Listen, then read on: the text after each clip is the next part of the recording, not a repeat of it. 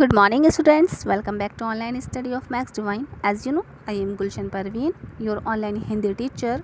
I hope you all are completely fine. Today we are going to talking about chapter number 5, कोई नहीं पराया. Class 6. आज हम Hindi book का चैप्टर नंबर 5 की कविता कोई नहीं पराया पढ़ेंगे. इस कविता के कवि हैं गोपाल दास नीरज जी. गोपाल दास नीरज जी का जन्म उत्तर प्रदेश के इटावा ज़िले के पुरावली गांव में 4 जनवरी 1925 ईस्वी को हुआ था. इन्होंने हिंदी साहित्य से प्रथम श्रेणी में एमए किया, यानी कि इन्होंने फर्स्ट डिवीज़न से एमए किया. वे पहले व्यक्ति हैं जिन्हें शिक्षा और साहित्य के क्षेत्र में भारत सरकार ने 2 बार सम्मानित किया. पहले पद्मश्री से, उसके बाद पद्म भूषण से. यही नहीं, फिल्मों में सर्वश्रेष्ठ लेखन के लिए उन्हें लगातार 3 बार फिल्म फेयर पुरस्कार भी मिला. इनकी रचनाओं में से कुछ प्रमुख रचनाएं हैं दर्द दिया, प्राण गीत, नीरज की पाती, गीत भी अगीत भी, नदी किनारे, अनेक फिल्मों के लिए गीत लेखन. कविता पढ़ने से पहले कविता के बारे में जान लेते हैं. इस सदन सदृश संसार में सभी अपने भाई बहन हैं. इस पूरी दुनिया में सभी जो हैं वो एक दूसरे के भाई बहन हैं. हमारे मन में यही सोच होनी चाहिए कि हम एक दूसरे के भाई बहन हैं. बस जातिवाद, धर्मवाद, कुप्रथाएं तथा ऊंच नीच के भेदभाव का परित्याग कर हमें व्यापक दृष्टिकोण अपनाने की ज़रूरत है. हमें जातिवाद से निकलकर धर्मवाद, पुरानी रीति रिवाजों, बुरे रीति रिवाजों से, ऊंचे नीचे के भेदभाव से, इन सब को छोड़कर एक अच्छे नज़रिए की ज़रूरत है. एक अच्छा नज़रिया अपनाने की ज़रूरत है. जब तक हम इंसान के प्रति, इंसान के लिए इंसानियत का भाव नहीं रखेंगे, तब तक इंसान कहलाने के हम सच में हकदार नहीं हैं. सबसे पहले हमारे अंदर जो खूबी होनी चाहिए वो होनी चाहिए इंसानियत की. हमें अमीर गरीब, अच्छा बुरा, ऊंच नीच या किसी भी मज़हब का हो, हमें ये नहीं देखना चाहिए कि वो किस मज़हब का है, कि कुप्रथाएं क्या कहती हैं, रीति रिवाज क्या कहते हैं. इन सब में ना पढ़कर हमारे अंदर जो मेन चीज़ होनी चाहिए वो होनी चाहिए इंसानियत. इसीलिए जियो और जीने दो की भावना से सरोकार होते हुए आपस में प्यार बांटते हुए आगे बढ़ना चाहिए. हमें जियो और जीने दो की सोच रखते हुए आपस में प्यार बांटते हुए आगे बढ़ना चाहिए. किसी कवि ने क्या खूब कहा है, क्या करेगा प्यार वे भगवान को, क्या करेगा प्यार वह भगवान को, क्या करेगा प्यार वह ईमान को, जन्म लेकर गोद में इंसान की, प्यार कर न पाया जो इंसान को. तो यहाँ बहुत ही खूबसूरत जो कवि ने कुछ पंक्तियाँ कही हैं जो बहुत अच्छी हैं. तो चैप्टर पढ़ने से पहले, कविता पढ़ने से पहले हमने जाना कि ये कविता किस चीज़ से भरी हुई है. ये कविता हमें बताती है कि इंसान के अंदर इंसानियत होना बहुत ज़रूरी है. हमें सभी तरह के भेदभाव को छोड़कर एक इंसानियत का भाव अपनाकर हर इंसान से मोहब्बत करनी चाहिए. तो कविता पढ़ना स्टार्ट करते हैं. कोई नहीं पराया, मेरा घर सारा संसार है. कवि कहते हैं कि मेरे लिए कोई पराया नहीं है और जो मेरा घर है वो दुनिया मेरा घर है. मेरा घर कोई एक जगह नहीं है, पूरी दुनिया में मेरा घर है. मैं ना बंधा हूँ देश काल की जंग लगी जंजीरों में. मैं ना खड़ा हूँ जाति पाति की ऊंची नीची भीड़ों में. मेरा धर्म न कुछ स्याही शब्दों का सिर्फ गुलाम है. मैं बस कहता हूँ कि प्यार है तो घट घट में राम है. मुझसे तुम न कहो मंदिर मस्जिद पर मैं सर टेक दूँ. मेरा तो आराध्य आदमी देवालय हर द्वार है. कोई नहीं पराया, मेरा घर सारा संसार है. कवि कहते हैं मैं देश काल की, मैं देश की जंग लगे जंजीरों में नहीं पड़ा हूँ, यानी कि मैं देश में जो रीति रिवाज हैं, जो देश में भावनाएं हैं ऊंच नीच की, मैं उनमें जकड़ा हुआ नहीं हूँ. मैं जाति पाति को छोड़कर उनकी भीड़ से बहुत अलग खड़ा हुआ हूँ. क्योंकि देश में क्या है, देश में क्या है, ऊंच नीच है, भेदभाव है, जाति है, धर्मवाद है, सब कुछ जो देश है वो इन चीज़ों से भरा हुआ है. और मैं इन सब से हटकर एक अलग लाइन में खड़ा हूँ. मैं इन लाइन से हटकर एक अलग लाइन में खड़ा हूँ. मेरा धर्म न कुछ स्याही शब्दों का सिर्फ गुलाम है. मैं बस कहता हूँ कि प्यार है तो घट घट में राम है. कवि कहते हैं कि मेरा धर्म कुछ नहीं है, मेरा मज़हब कुछ नहीं है, स्याही शब्दों का सिर्फ गुलाम है. जो अच्छी किताबें हैं वो सिर्फ मैं उनका गुलाम हूँ. मैं अच्छी किताबों को पढ़ता हूँ, उनसे अच्छी बातें सीखता हूँ, इंसानियत की बातें सीखता हूँ और हर इंसान से प्रेम करता हूँ. मैं बस कहता हूँ कि प्यार है तो घट घट में राम है. घट घट मीन्स कि सबकी हृदय में राम है. कवि कहते हैं कि मैं कहता हूँ कि अगर प्यार है, अगर इंसान के मन में एक दूसरे के लिए प्यार है, प्रेम की भावना है, इंसानियत की भावना है, तो हर एक के सीने में, हर एक के हृदय में राम बसे हैं। मुझसे तुम ना कहो मंदिर मस्जिद पर मैं सर टेक दूँ, मेरा तो आराध्य आदमी देवालय हर द्वार है। कवि कहते हैं कि तुम मुझसे ये ना कहो कि मैं मंदिर में जाकर सर टेकूँ, मैं मस्जिद में जाकर सर टेकूँ। मुझसे किसी मज़हब के लिए आप ये ना कहें कि मैं मस्जिद या मंदिर में सर जाकर या गुरुद्वारे सर जाकर टेक दूँ। मैं सिर्फ़ उसकी पूजा करता हूँ जो इंसानियत को मानता है। मैं सिर्फ़ उसी को अपना जो है अच्छा मानता हूँ, बड़ा मानता हूँ, जो इंसानियत को मानता है, जिसके अंदर इंसानियत भरी होती है।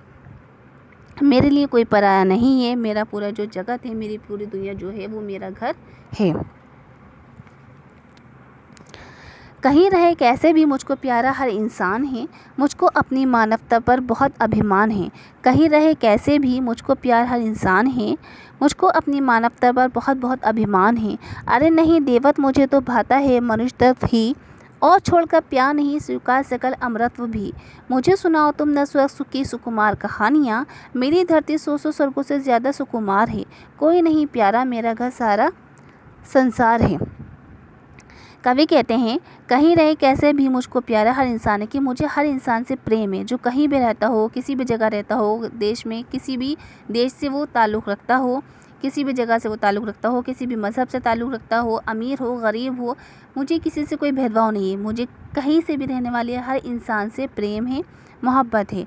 मुझको अपनी मानवता पर और मुझको अपनी इस इंसानियत पर बहुत बहुत ज़्यादा अभिमान है, यानी कि प्राउड फील होता है मुझे अपनी इस आदत पर कि मैं हर इंसान के लिए मोहब्बत रखता हूँ। अरे नहीं देवत मुझे तो भाता मनुष्यत्व ही। देवत क्या होता है? देवता होने का भाव। मनुष्यत्व होता है मानवता। मुझे देवत नहीं, देवता होने का भाव नहीं, मुझे इंसान की मानवता भाती है। मुझे क्या अच्छी लगती है? मुझे इंसान के अंदर ये अच्छा नहीं लगता कि वो अपने आप को देवता माने, अपने आप को सबसे बड़ा माने, बल्कि वो इंसान सबसे प्रिय है मेरे लिए जिसके अंदर मानवता मौजूद हो, जिसके अंदर इंसानियत मौजूद हो। और छोड़कर प्यार नहीं स्वीकार सकल अमृत भी। मुझे प्यार को छोड़कर, मुझे स्नेह को छोड़कर, इस इंसानियत को छोड़कर मुझे कुछ और भी प्यारा नहीं है। मुझे सुनाओ न तुम न स्वर्ग की सुकुमार कहानियाँ, मेरी धरती सौ स्वर्गों से ज़्यादा सुकुमार है। मुझे तुम किसी स्वर्ग की यानी कि जन्नत की सुख की कहानियाँ नहीं सुनाओ। मुझे मेरी धरती सौ स्वर्गों से यानी कि सौ स्वर्गों से ज़्यादा प्यारी है। मुझे तुम किसी स्वर्ग की कहानी ना सुनाओ, किसी स्वर्ग की कोमलता के बारे में ना बताओ, अच्छाई के बारे में ना बताओ। मेरी धरती मुझे सौ स्वर्ग से भी ज़्यादा प्यारी है। कोई नहीं प्यारा मेरा घर सारा संसार है। और मुझे कोई प्यारा नहीं है, ना ही मेरे लिए कोई पराया है। मेरा घर क्या है? संसार है। मेरा घर पूरी दुनिया है। मैं सिखलाता हूँ कि जियो और जीने दो संसार को, जितना ज़्यादा बांट सको तुम बांटो अपने प्यार को। हंसो इस तरह हंसे तुम्हारे साथ दलित ये धूल भी, चलो इस तरह कुचल न जाए पग से कोई शूल भी। सुख न तुम्हारा केवल जग का भी उसमें कुछ भाग है, फूल डाल का पीछे पहल उपवन का श्रृंगार है। कोई नहीं पराया मेरा घर सारा संसार है। मुझे मिली है प्यास विषमता का विष पीने के लिए, मैं जन्मा हूँ नहीं स्वयं हित जग हित जीने के लिए। मुझे दी गई आग की इस तम में मैं आग लगा सकूँ, गीत मेरे इसलिए कि जग की सारी पीड़ा गा सकूं। मेरे दर्द दिले गीतों को तुम मत पहनाओ हथकड़ी, मेरा दर्द नहीं मेरा है सबका हाहाकार है। कोई नहीं पराया मेरा घर सारा संसार है। कवि कहते हैं मैं सिखलाता हूँ कि जियो और जीने दो संसार को, कि मैं ये बात बताता हूँ और इस बात को भी फैलाता हूँ कि तुम खुद भी जियो और दुनिया में रहने वाले लोगों को भी जीने दो। जिस तरह से तुम जीना चाहते हो इसी तरह से दुनिया में रहने वाले लोगों को भी तुम जीने दो। जितना ज़्यादा बांट सको तुम बांटो अपने प्यार को। अगर तुम कुछ बांटना ही चाहते हो तुम किस चीज़ को फैलाओ? मोहब्बत को फैलाओ। मोहब्बत को पूरे आलम में, पूरी दुनिया को फैलाओ, इंसानियत को फैलाओ। हंसो इस तरह हंसे तुम्हारे साथ दलित ये धूल भी, चलो इस तरह कुचल न जाए पग से कोई शूल भी। पग मिस पैरों से, शूल मिस होते हैं कांटे, दलित होती है दबी हुई। हंसो इस तरह कि तुम अगर हंसो भी तो इस तरह हंसो कि तुम्हारे साथ दबी हुई धूल भी हंसे, यानी कि अगर तुम हंसो तो आसपास के लोग भी तुम्हारे साथ हंसे, तुम्हारी खुशी से आसपास के लोगों को भी खुशी मिले। चलो इस तरह कि कुचल न जाए पग से कोई शूल भी, और तुम्हें इस तरह से चलना चाहिए कि तुम्हारे रास्ते में आने वाले कांटों को भी तुमसे कोई नुकसान ना हो जाए। यानी कि हमें इस तरह से चलना चाहिए कि दूसरों को हमसे कोई तकलीफ़ ना हो। हमें अपनी लाइफ इस तरह से गुजारनी चाहिए, या हमें अपनी ज़िंदगी इस तरह से बसर करनी चाहिए कि हमारे साथ में रहने वाले लोगों को ये हमसे कोई तकलीफ़ ना हो। सुख ना तुम्हारा केवल जग का भी उसमें कुछ भाग है, फूल डाल का पीछे पहले उपवन का श्रृंगार है। कवि कहते हैं कि सिर्फ तुम अपनी खुशियों के बारे में नहीं सोचो, तुम्हारी खुशियों के साथ दुनिया की खुशियाँ जुड़ी हुई हैं। फूल डाल का पीछे के फूल सिर्फ डाल का ही नहीं होता बल्कि उपवन का श्रृंगार है, बल्कि वो एक जो बगीचा होता है उसका पूरी खूबसूरती है। लोगों की जो खूबसूरती है वो किससे है? फूलों से है। फूल जो है सिर्फ एक डाल का ही नहीं, एक पेड़ का ही नहीं होता, वो सबका फूल होता है। फूल क्योंकि फूल का इस्तेमाल सभी करते हैं, तो सभी का क्या होता है? फूल होता है।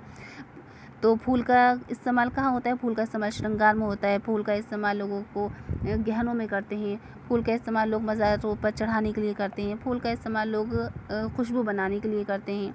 फूल का इस्तेमाल कुछ लोग खाने की कुछ चीज़ें बनाने के लिए करते हैं। तो फूल का इस्तेमाल इसमें अलग अलग तरह के बारे में बताया गया है कि फूल का इस्तेमाल लोग अलग अलग तरह से करते हैं। तो फूल का जिस तरह से फूल सिर्फ एक चीज़ के लिए नहीं होता है, इसलिए इंसान सिर्फ एक चीज़ के लिए नहीं होता है। इंसान हर एक इंसान के लिए होता है, हर इंसान के काम में आने के लिए होता है। कोई नहीं पराया, मेरा घर सारा संसार है। मेरे लिए कोई पराया नहीं है, मेरा घर सारा संसार है।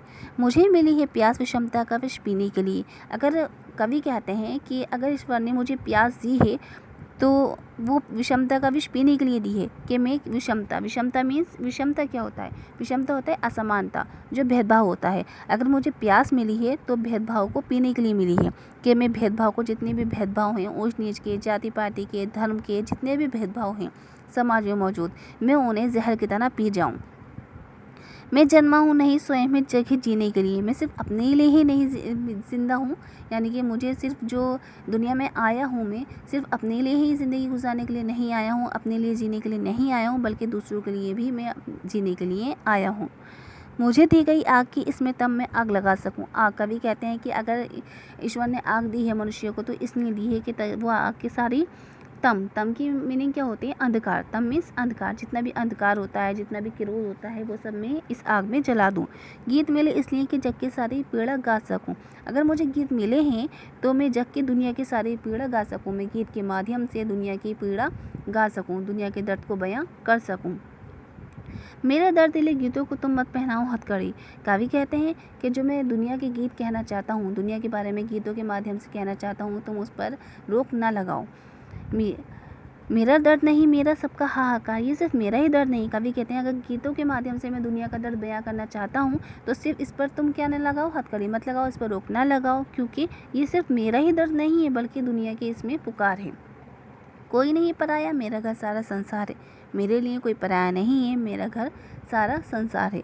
तो कविता में का बताया गया है कि हमें किसी से भी भेदभाव नहीं करना चाहिए। हमें धर्म को लेकर, जातिवाद को लेकर, ऊंच नीच को लेकर, अमीर गरीबी को लेकर किसी भी तरह का भेदभाव हमें किसी से नहीं करना चाहिए। इंसान के अंदर सबसे पहले चीज़ जो होनी चाहिए वो होनी चाहिए इंसानियत। अगर किसी भी इंसान में इंसानियत नहीं है तो सच में वो हकीकत में इंसान कहलाने का मुस्तहिक या हकदार नहीं है। सबसे सर्वोपरि, सबसे जो मेन चीज़ है इंसान के अंदर मौजूद होने वाली, वो है इंसानियत। तो हमें इस कविता से ये सीख मिलती है कि हमें हमारे अंदर इंसानियत का जज्बा होना चाहिए, जिससे हम दूसरों की मदद कर सकें, दूसरों के बारे में सोचें, उनकी तकलीफ़ के बारे में सोचें, उनकी पीड़ा के बारे में सोचें, उनकी खुशियों के बारे में सोचें। सिर्फ अपने जीवन के बारे में ना सोचें बल्कि दूसरों की ज़िंदगी के बारे में सोचें, क्योंकि हमारी ज़िंदगी से दूसरों की ज़िंदगी जुड़ी हुई होती है। हम सिर्फ अपने लिए ही ज़िंदगी गुजारने के लिए नहीं आए बल्कि दूसरों के लिए भी ज़िंदगी गुजारने के लिए आए हैं। तो आपकी जो कविता है वो यहाँ कंप्लीट हो जाती है। आई होप कि आपकी कविता समझ आ गई होगी। If you have any problem you can ask me. Thank you and have a nice day.